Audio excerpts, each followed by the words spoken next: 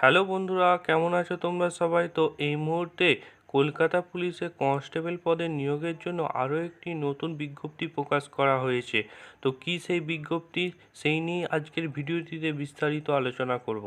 বন্ধুরা, তোমরা দেখতেই পাচ্ছ যে কলকাতা পুলিশে কনস্টেবল এবং লেডি কনস্টেবল পদে নিয়োগের জন্য ভ্যাকেন্সি রাখা হয়েছিল 3464টি এবং 270টি, অর্থাৎ টোটাল ভ্যাকেন্সি রাখা হয়েছিল 3734।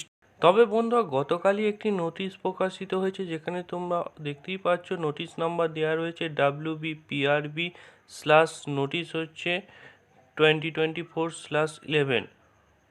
এখানে বলা হয়েছে post of constable lady constable in Kolkata police 2024 has been revised, অর্থাৎ তোমাদের ভ্যাকেন্সি আরও বাড়ানো হয়েছে। এখানে তোমরা দেখতেই পাচ্ছ যে কনস্টেবল পদে ভ্যাকেন্সি করা হয়েছে 3624টি এবং লেডি কনস্টেবল পদে ভ্যাকেন্সি করা হয়েছে 330টি, অর্থাৎ তোমাদের টোটাল ভ্যাকেন্সি রাখা হচ্ছে 3954। এরকমই পরীক্ষা সংক্রান্ত ভিডিও পেতে চাইলে আমাদের চ্যানেলটি সাবস্ক্রাইব করুন, লাইক করুন এবং ভিডিওটিকে